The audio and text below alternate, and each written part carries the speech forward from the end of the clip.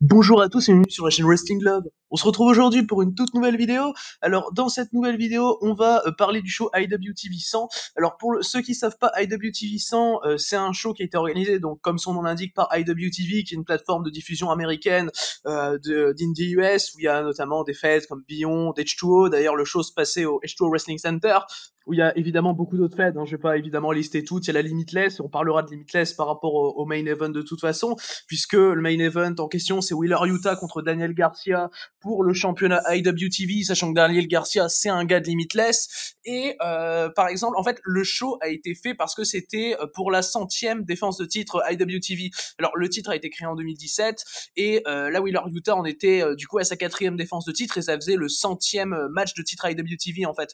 Donc, à cette occasion, IWTV a décidé d'organiser donc le show IWTV 100. Voilà, moi, c'était un show qui m'a hypé beaucoup personnellement, au vu de la carte, au vu franchement des nombreuses possibilités de bons matchs. On avait donc, comme je l'ai dit, le Wheeler Yuta Daniel Garcia qui me hypait pas mal.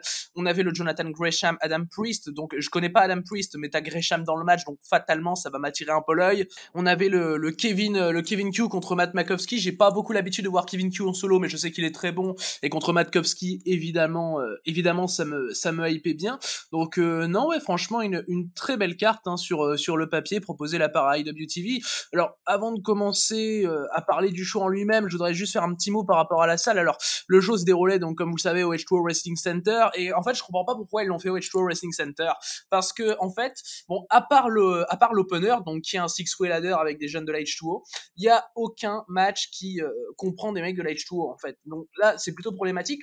Le main event comprend Wheeler Yuta, qui est à la Beyond, et Daniel Garcia de la Limitless. En fait, je vois tout simplement pas pourquoi ils ont pas fait le show, par exemple, dans la salle de Beyond, où je sais pas si la Limitless a une salle. Très honnêtement, je regarde pas la Limitless, mais à la limite, si la Limitless c'est une salle, voilà.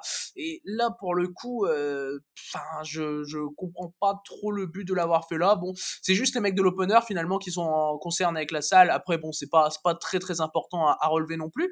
Même si, bon, des fois, vu que la H2O Wrestling Center, c'est pas la salle la mieux éclairée au monde, des fois, ça a pu poser quelques problèmes. Mais bon, voilà, c'était pas problématique de fou non plus. Voilà, ça à l'écart. Du coup, on va pouvoir commencer la review de ce show IWTV 100. Alors, en opener, on avait le match, donc comme j'en ai parlé, le number one contendership ladder match pour le titre IWTV. On avait donc des jeunes de la H2O, Marcus Matters, Austin Luke, Steve Sanders, Ryan Redfield, JJ Everson et Reed Walker. Le match a duré un peu plus de 11 minutes, victoire de Marcus Matters. Assez logique finalement, parce que dans les 6 présents, ça se jouait vraiment entre Marcus Matters et Austin Luke pour moi. Je mettais quand même une petite pièce sur Austin Luke, sachant qu'il venait de battre Tony Deppen à la H2O, c'était à Hustle-Palooza. Mais là, finalement, Marcus Matters est quand même bien push également. Enfin, en termes de jeunes à la H2O, Matters, il a des gros matchs des fois contre. Je crois qu'il a eu un gros match contre Donald Edward. Il en a eu un gros contre Anthrax également lors de la WrestleMania Week. Et franchement, bon, le match était pas fou, hein, très honnêtement. Voilà, tu sens que les mecs sont plutôt green. Également, il y a une mauvaise utilisation de la steep pour moi qui est vraiment visible dans le match. Où en fait, finalement, t'as pas trop l'impression que c'est un ladder match à part à quelques moments finalement. Où finalement, même les échelles sont pas super bien utilisées, je trouve. Il y a des spots, ils sont vraiment là pour rien. T'as par exemple une souplex du haut de l'échelle sur une autre échelle qui était posée là en structure avec à l'aide des cordes du ring, où tu te dis mais ça sert à rien frérot, parce que en fait tout simplement t'as juste à le pousser en arrière du haut de l'échelle et aller décrocher le truc quoi. Enfin t'as pas apporté une souplex et toi-même te péter le dos sur l'échelle derrière. Enfin je trouve ça débile personnellement, ce genre de spot dans les ladder match. Et c'est pour ça que j'ai autant de difficultés en général même avec les ladder match. Et bon, celui-là est pas spécialement bien passé. Bon, c'était le moins bon match du show, j'ai mis 2,5. Mais voilà, à part celui-là, tous les matchs sont très très bons. Donc voilà, y a pas de gros soucis là-dessus. Mais voilà, comme je l'ai dit, Marcus Matters qui remporte le match, ça nous fera une belle affiche pour le titre IWTV. De toute façon, que ce soit contre Wheeler Yuta ou Daniel Garcia, dans tous les cas, moi, Marcus Matters, je l'aime bien. Donc je me dis pourquoi pas. Après, même s'il évolue pas dans le même style, évidemment, qu'un Yuta ou qu'un Garcia, ça peut toujours gérer un bon match.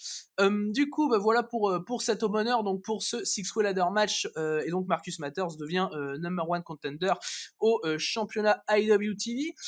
Du coup, on va maintenant pouvoir passer au deuxième match du show. Le deuxième match du show, c'était un match 1 contre 1, le premier match 1 contre 1 de la carte. On avait Kevin Blackwood, qui est le partenaire de Daniel Garcia à la Limitless au sein de l'équipe Black Death, qui affrontait Eric Martin. Le match a duré un peu plus de 7 minutes, victoire d'Eric Martin qui m'a plutôt surpris. Alors Eric Martin, c'est la première fois que je le vois catcher, je sais pas trop ce qu'il a fait cette année. Voilà, c'est vraiment un catcheur que je connais pas. Très honnêtement, Eric Martin, c'est donc ma découverte. Et le match était très bon. Le match était vraiment très bon. C'était vraiment bien. Là, ça m'a rentré dans le show. J'avais pas été rentré dans le show par l'opener, très honnêtement, comme vous avez pu le comprendre.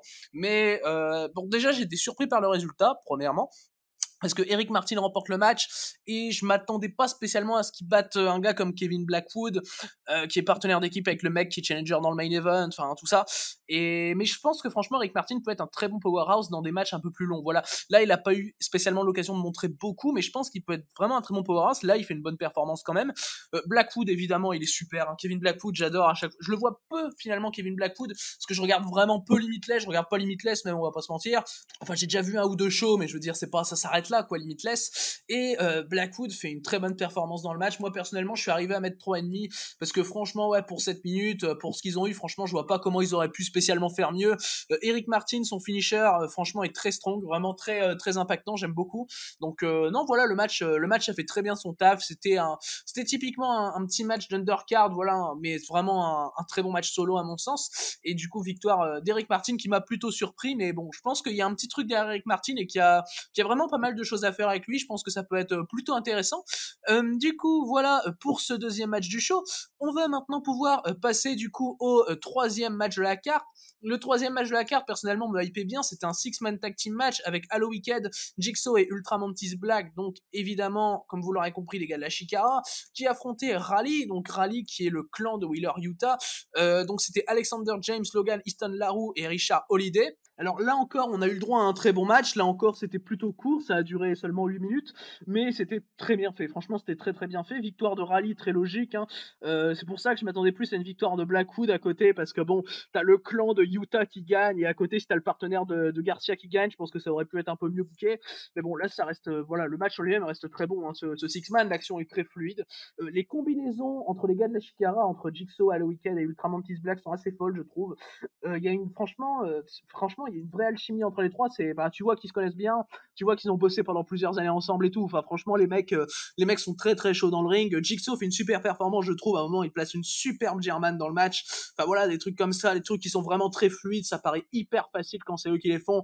Et franchement, c'est très impressionnant. Mais de l'autre côté, évidemment, Rally font une très bonne performance également, avec là aussi de très belles combinaisons. C'est juste pas aussi impressionnant que ce que font les gars de la Chikara, mais enfin que ce que font surtout Jigsaw et Halo Weekend. Ultra Mantis Black, il était un peu plus en retrait dans le match, même s'il restait très bon.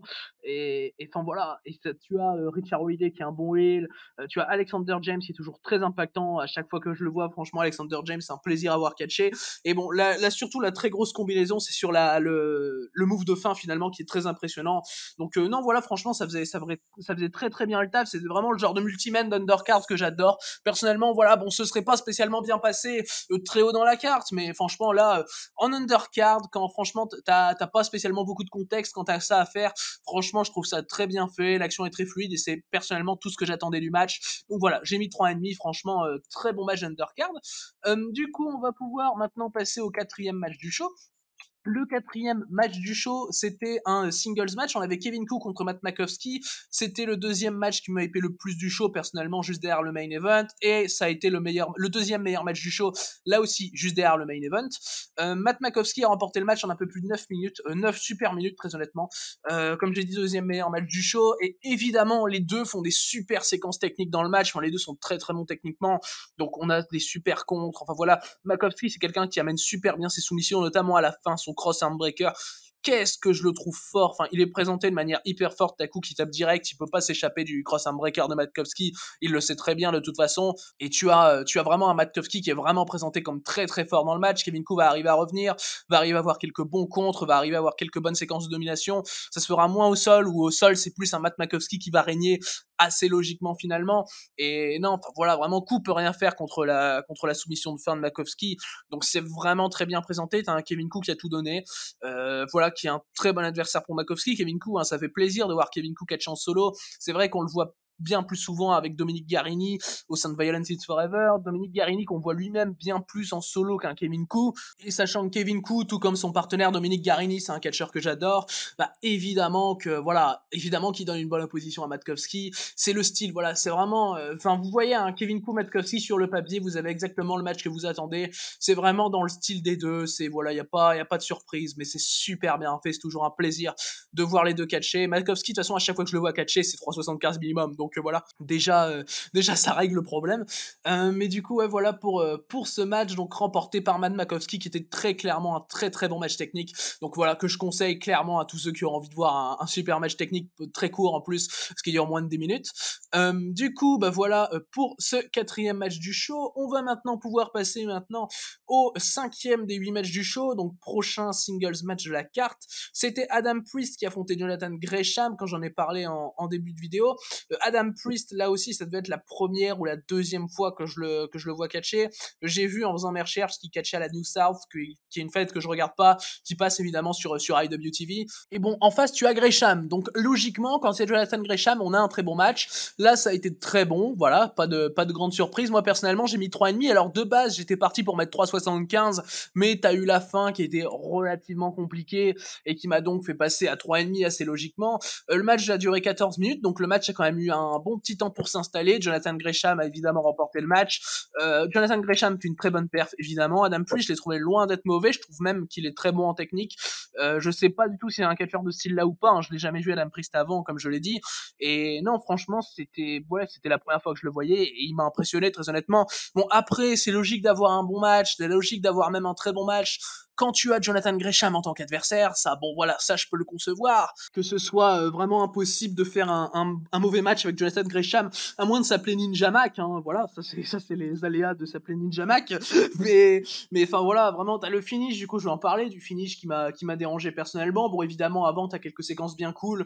Gresham, il passe bien sur ses soumissions, t'as une bonne séquence à l'extérieur du ring, même si elle prend un poil trop de temps, j'ai trouvé.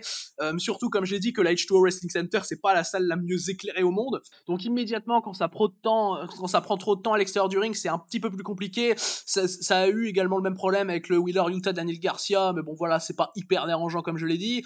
Mais du coup, par rapport au finish du match, en fait, t'as Priest qui va faire un gros strike sur Jonathan Gresham quand il va rentrer dans le ring, il va tenter le tomber, et l'arbitre va compter jusque 3, sauf que Gresham avait le pied en dessous des cordes.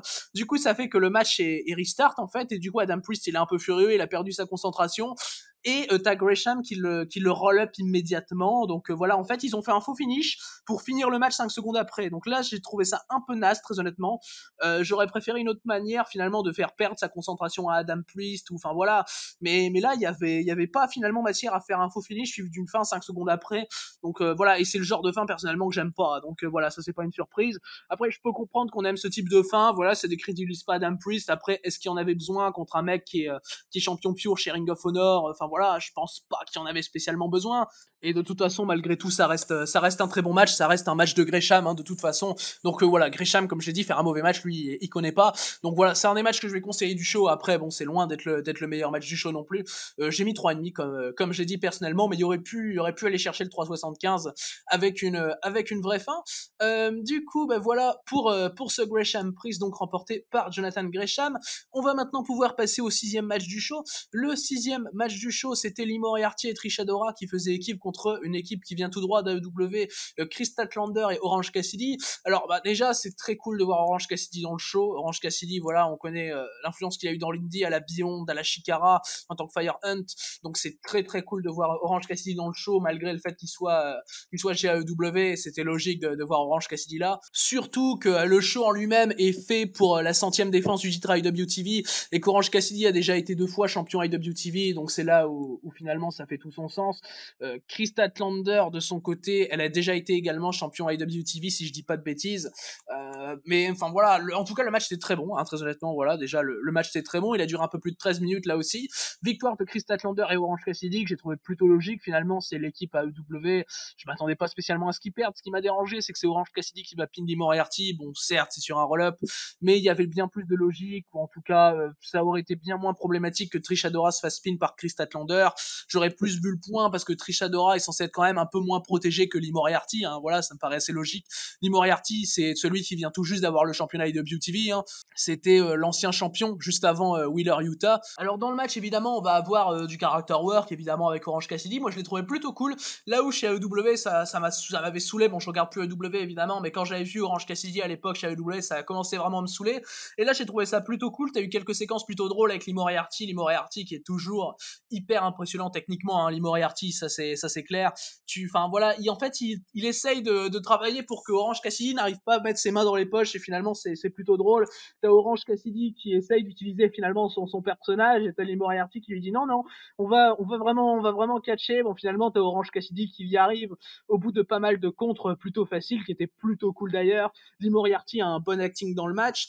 C'est surtout sur les deux là que le match va être concentré. Évidemment, Chris Statlander et Trish Adora vont avoir quelques séquences ensemble. Ça va être plutôt intéressant. Après, ça va pas spécialement dépasser le cap d'être intéressant. Ça va pas être vraiment excellent ou quoi que ce soit. C'est surtout entre Lee Moriarty et Orange Cassidy que j'ai vraiment trouvé l'action excellente. Lee Moriarty, il sait être strong, il sait être super technique, il sait être... Enfin voilà, il sait vraiment tout faire, Lee Moriarty. Il est quand même plutôt dingue, je trouve. T'as Orange Cassidy qui arrive à revenir quelques fois de manière plutôt balèze également. Donc non, ouais, vraiment très très bon match. Moi, j'ai mis 3,75 personnellement. C'est un plaisir de voir ce genre de match, hein. Et Orange Cassidy qui fait vraiment une très bonne perf. Enfin, j'étais plutôt étonné. Orange Cassidy, d'habitude, c'est le genre de mec qui va vraiment me saouler. Moi, enfin, la dernière fois que j'ai vraiment suivi Orange Cassidy, bon, ça remonte à assez longtemps, hein. C'était lors de sa rivalité avec Chris Jericho en 2020. Donc bon, on comprend que ça m'est saoulé, hein, voilà. Et du coup, très très bon match. En tout cas, mon troisième match préféré du show personnellement. Et ouais, Lee Moriarty MVP très clairement. Lee Moriarty mauvais match, il connaît pas non plus, hein. C'est comme Jonathan Gresham. Et j'ai pas envie de voir un Lee Moriarty Ninja Mac pour me prouver le contraire. Je commence à m'acharner sur Ninja Mac. On va du coup passer maintenant au pré-main event du show. Le pré-main event du show après ce match donc remporté par Statlander et Cassidy, c'était un no disqualification match entre Warhorse, ancien champion IWTV, et John Wayne Murdoch, actuel champion ECW American Deathmatch, et qui n'a pas eu quant à lui le titre IWTV, il me semble pas en tout cas, et ça m'étonnerait qu'il l'ait eu, John Wayne Murdoch. Alors du coup le match était plutôt correct, hein, très honnêtement. Par contre il était un poil trop long, il a duré quasiment 13 minutes. Bon, c'était pas spécialement le match qui avait besoin de 13 minutes, j'aurais peut-être donné un peu plus de temps à la place au six-man tag team match avec Halo Wicked, Jigsaw et Ultramantis Black en undercard. Mais bon voilà, là ça restait cool pour un pré-main event. Évidemment c'est No DQ, évidemment c'est John Wayne Murdoch. Il n'y a pas les spots les plus intelligents au monde non plus. Après, t'as Warhorse en face qui est quand même plutôt bon, qui gère quand même bien le match. John Wayne Murdoch est loin d'être mauvais également, hein, on va pas se mentir. Mais voilà, c'est vraiment le match basique, le no DQ basique par excellence. Donc voilà, moi je peux pas monter plus haut que 3,25 personnellement. Le finish était pas mauvais, mais juste j'en avais pas trop grand chose à faire du match, très honnêtement. Voilà, moi j'attendais juste mon Wheeler Utah Daniel Garcia. Maintenant que j'avais eu les gros matchs qui m'intéressaient avant, c'est-à-dire le Gresham Priest, le Makowski Q, le tag avec Lee Moriarty, qui m'intéressait un poil également, hein, quand même. Là pour ce match, j'avais pas spécialement de l'intérêt, et je comprends que ça a été placé là dans la carte en tant que pré-main event, parce que voilà, c'est pour faire un peu reposer avant le gros main event entre Utah et Daniel Garcia, qui a quand même en plus de ça duré un bout de temps. On y reviendra, même on va y revenir tout de suite, parce que de toute façon il n'y a pas grand chose à dire non plus sur le John Wayne Murdoch Warhorse. John Wayne Murdoch remporte le match plutôt logiquement, hein, très honnêtement, mais voilà, c'est pas un match qui est dérangeant. Après c'est pas un match à voir non plus, voilà, c'est vraiment entre les deux. C'est comme je l'ai dit, c'est le no DQ random basique, voilà, exactement ça.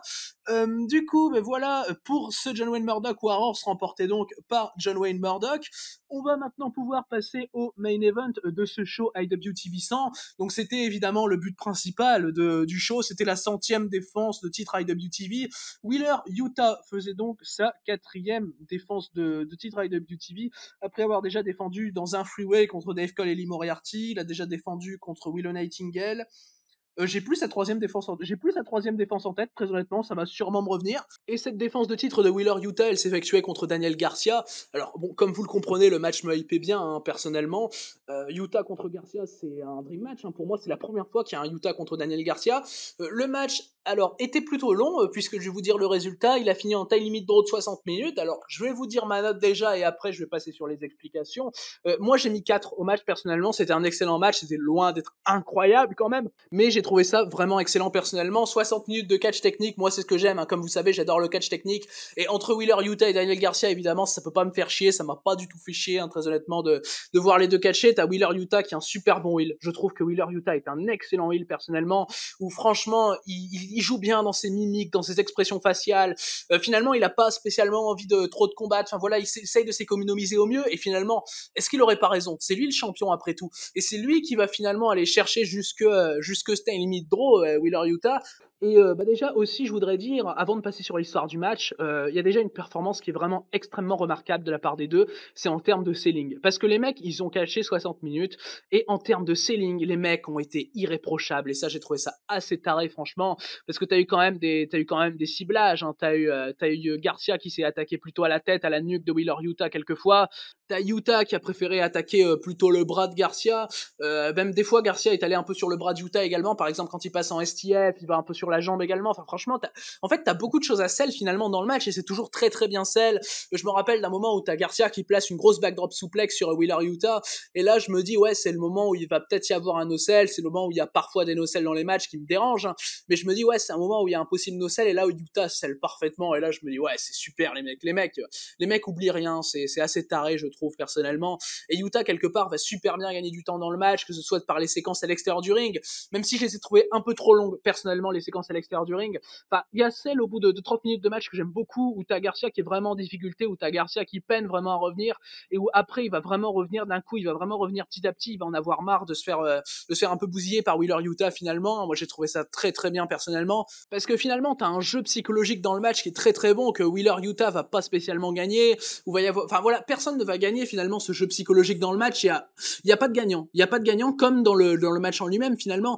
Et en fait, ce jeu psychologique, il commence au tout début du match quand t'as, enfin vraiment déjà t'as des bons enchaînements. Et là d'un seul coup t'as Wheeler Yuta qui fait une erreur, qui voulait partir sur un espèce d'arm drag, qui se fait contrer par Daniel Garcia. Et là déjà le contre en lui-même, je trouve super parce que tu sens que les mecs se connaissent quand même, alors que c'est la première fois qu'ils se rencontrent quoi. Et tu te dis putain les mecs ils ont vraiment un truc, tu vois, tu sens vraiment l'enjeu du titre IWTV. Et là tu as Daniel Garcia qui place un gros pile driver sur Wheeler Yuta. J'ai trouvé ça super parce que finalement il profite directement de l'erreur de Wheeler Yuta, il fait un gros move direct, il veut en conclure tout de suite. Wheeler Yuta va se dégager très rapidement, ce qui me semblait évident au vu du fait que le pile driver finalement s'est déroulé assez tôt dans le match. Mais voilà, mais tout le match a été bien raconté autour de ça, les kick-outs vont être finalement plutôt progressifs. Daniel Garcia va avoir des retours hyper explosifs. Moi j'ai adoré l'explosivité de Daniel Garcia dans le match, combiné avec finalement un peu l'attentisme d'un Wheeler Yuta qui va au bout de 45 minutes de match concrètement lever le pied, hein, très clairement. Quand Garcia va vraiment tout tenter à un moment, t'as Yuta qui va un peu ralentir le rythme. Par exemple, il va faire une German, Daniel Garcia va se dégager à deux, Yuta va attendre un peu au sol, va maîtriser un peu Garcia, voilà, va s'assurer un peu d'avoir à gagner quelques secondes, il va repartir faire une deuxième German, Daniel Garcia va se redégager, Yuta va faire la même chose. Bah voilà, vraiment, j'ai trouvé ce genre de choses super bien faites finalement, où t'as un comportement finalement qui est logique de la part du gros heel champion, et t'as Daniel Garcia qui est aussi un heel de base, mais il va pas passer comme tel dans le match. Daniel Garcia, c'est le babyface du match, hein, Daniel Garcia, très clairement. Et franchement, en termes des rôles que jouent les gars, j'ai trouvé ça bien évolué, j'ai trouvé ça vraiment bien raconté finalement. Et après, oui, en termes de catch technique, c'est hyper impressionnant. Bon, certes, voilà, il y a une lecture au-delà de ça à faire du match, mais en termes de catch technique, putain, les mecs sont bons, putain, qu'ils sont bons. Pouah, mais franchement, c'est les mecs tenir 60 minutes comme ça, faire aucune erreur technique, faire toujours les bons contres, les bons moves au bon moment, c'est vraiment assez impressionnant. Bon, c'est ça, voilà, ça m'a vraiment, j'ai vraiment kiffé dans le match, évidemment, même si t'as toute une histoire derrière qui fait que j'arrive à mettre 4 personnellement à Yuta Garcia, qui était un poil décevant. Personnellement, j'ai trouvé un poil décevant, mais bon, voilà, ça reste vraiment excellent. Hein, voilà, c'est en dessous, je trouve, du Wheeler Yuta Lee Moriarty qu'on avait eu chez Beyond. Vous savez, le match de plus de 50 minutes, là aussi, où cette fois-ci, c'est Wheeler Yuta qui gagne et qui prend le titre IWTV à Moriarty. Bah, je trouve que le Yuta Moriarty est vraiment meilleur. J'avais mis 4,25, j'étais pas loin du 4,5. Celui-là, je reste à 4, hein, parce qu'évidemment, c'est excellent. Mais, bah, déjà, premièrement, j'étais parti pour mettre le 4,25 sur ce Wheeler Yuta Daniel Garcia, mais il y a la fin que j'aime pas. Il y a la fin que j'aime vraiment pas, personnellement. En fait, c'est vraiment le truc forcé en mode, oh, si Garcia si le match match avait duré plus de 60 minutes, Garcia aurait gagné parce qu'en fait finalement t'as Yuta qui se prend la soumission de Garcia juste avant la fin, vraiment au bout une minute avant la fin, Yuta se fait prendre dans la soumission de Garcia, il va résister et il va taper bon, pile au moment où il y a le time limit draw finalement. Du coup c'est vraiment la fin qui te fait dire oh ouais si le babyface, enfin le babyface du match, je sais que Garcia est pas ultra babyface d'habitude non plus, mais finalement si Garcia avait continué sa soumission, avait pu continuer sa soumission, si la limite de temps avait pas été présente, bah Garcia aurait gagné directement et c'est le genre de fin que j'aime pas personnellement. C'est le genre de truc que je trouve un petit peu forcé finalement parce que finalement je trouve pas que Wheeler Yuta ressort le plus fort possible du match. J'aurais vraiment préféré que Wheeler Yuta ressorte très fort, que le time limit draw finalement parce que l'urgence du time limit draw est en plus très bien buildé j'ai trouvé. Enfin, parce que le match va être plutôt lent sur les 50 premières minutes, enfin voilà c'est vraiment le principe du match et finalement sur les 10 dernières minutes bah voilà c'est super bien, enfin ça s'accélère super bien et surtout du côté de Daniel Garcia parce qu'en soi Wheeler Yuta a aucune raison d'accélérer et il le joue très bien comme je l'ai dit, donc voilà ça reste un excellent match. Voilà c'est un match que je vais conseiller personnellement, bah, surtout ceux qui aiment le catch technique parce que pour trouver super bon un match de 60 minutes très technique qui va aller beaucoup au sol, qui va jouer beaucoup sur de l'intelligence, sur vraiment du travail de jambes, de tête, tout ça. Enfin, faut vraiment aimer le catch technique pour le coup. Et enfin voilà, c'est pas pour tout le monde ce match, hein, très honnêtement. Mais ça reste extrêmement bien foutu et une très bonne défense de titre de Wheeler Yuta, même si j'aurais espéré qu'il ressorte un peu plus fort qu'avec ce finish-là. Après voilà.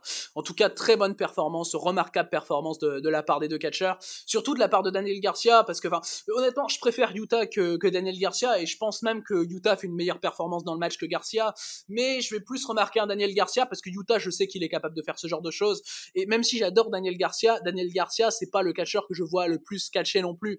On va pas se mentir, comme je l'ai dit, je regarde très peu Limitless, donc des fois où il passe en dehors, je vois Daniel Garcia catcher et c'est toujours excellent. Hein. J'avais lâché le 4 contre Masha Slamovic à la VXS par exemple, c'était un pur rules en plus, donc je sais que Garcia est capable de faire de super choses techniquement, mais voilà, là il m'a encore plus impressionné, même si évidemment je préfère Wheeler Yuta parce que Yuta c'est le roi, c'est vraiment le roi Wheeler Yuta, le mec est fort, putain le mec est tellement fort Wheeler Yuta, c'est assez dingue, il a une présence, il sait se faire remarquer direct en un claquement de doigts, c'est assez dingue je trouve, mais et voilà, et il conserve son titre du coup avec le time limit draw qui lui est finalement favorable, et du coup c'est ce qui conclut donc ce show IWTV 100.